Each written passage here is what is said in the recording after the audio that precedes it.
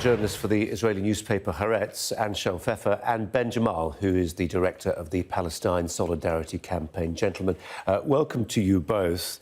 Anshel, if I can start with you, it seems quiet on the border at the moment, but that can change very quickly. Well, it has been quiet since about 3 a.m. local time, and both sides have sort of gone through the motions. There was a Hamas rocket fired from Gaza, as you mentioned, hitting a house in central Israel, only narrowly avoiding any loss in life.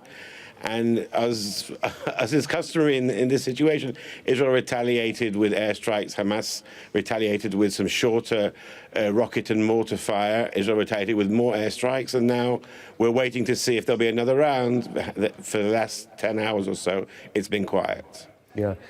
Ben, what's your expectation? Because there seems to be a view that says it's in neither party's interest right now, for political reasons, to escalate. Yeah, well, the risk at the moment is that we may possibly be on the verge of seeing the most serious assault on Gaza since 2014. Your graphic at the start of this piece reminded your viewers that in the two most serious assaults on Gaza in the last few years, in 2009, Israel launched a bombardment that killed over 1,200 Palestinians, and in 2014, 2,200 Palestinians were killed. And the danger is, of course, Gaza is the most densely populated place on earth, and it's worth remembering that 50% of the people of Gaza are under 18, so it is impossible to drop bombs on a densely populated area without killing civilians, and in this context, without killing children. So the urgent situation now is for a ceasefire, so we avoid this becoming a major assault and a major bombardment.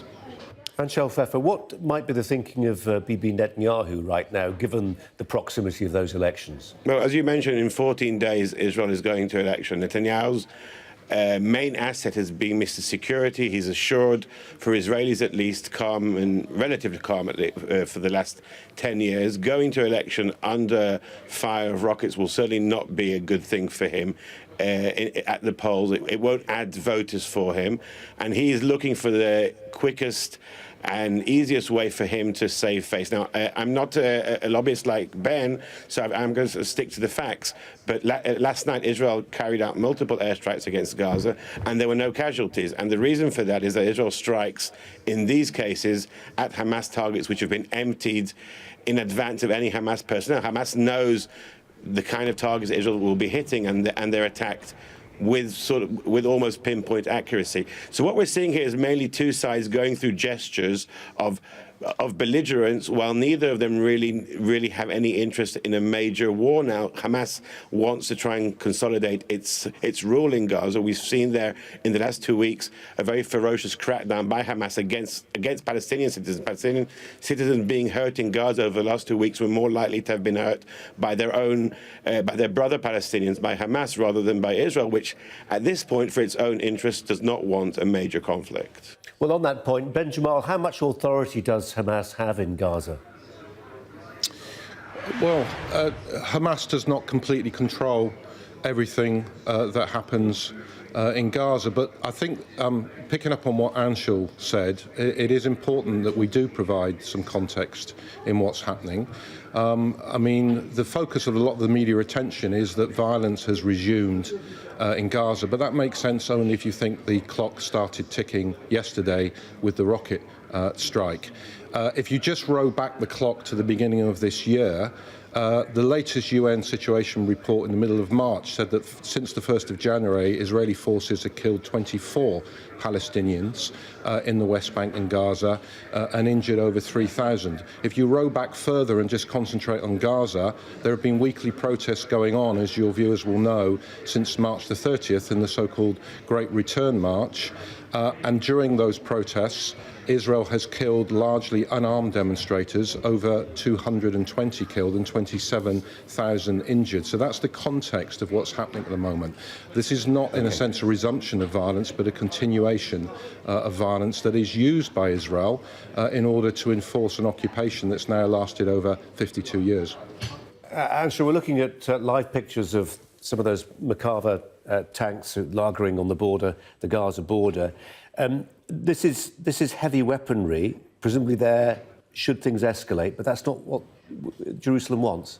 Well, also, you're looking at this right now on your screen. You're seeing those tanks lagering there, and they're not for the benefit of voters, of the viewers of Sky. They're for the benefit of Israeli viewers and voters. They should feel that the government is doing something. But Netanyahu's record is that he does not want, and he does not usually use ground forces. He likes using small special forces or pinpoint airstrikes. He doesn't trust the Israeli army to really be an efficient way of conducting policy. Despite Netanyahu's image as a warmonger, he doesn't like to fight big wars. And what we're seeing now is mainly for election purposes. This is, in a way, a party political broadcast for Likud, showing, look how tough we are, Israeli voters. Look what we're prepared to do to Hamas. But then we're already hearing that there's a ceasefire, an official ceasefire already being worked out in Gaza by the Egyptians. And as far as Netanyahu's concerned, he hopes to see a lull for a few more weeks to let him get to the election as unscathed as possible, so he can try and win a fifth term in office. But what we're seeing is also a number of players here. We're not just seeing Israel against Palestinians. We're seeing Palestinians against each other. Gaza is being suffocated first and foremostly by the Palestinian Authority in the West Bank, which has almost cut off all the financial aid which goes through the Palestinian Authority, because obviously Hamas is the main rival to the Palestinian Authority. And that's a major spur for what's happening here, is the internal Palestinian issues. Okay. And then there's the Egyptian-Palestinian issue, where the Egyptians are only opening the Rafah crossing very infrequently, because they have their problems with Hamas, who they see as a representative of the Muslim Brotherhood. The Israeli issue is another issue, but they're all the different sides are playing for their own interests here. Anshel Pfeffer, Ben Jamal, got to leave it there, I'm afraid. But appreciate your time. Thanks a lot.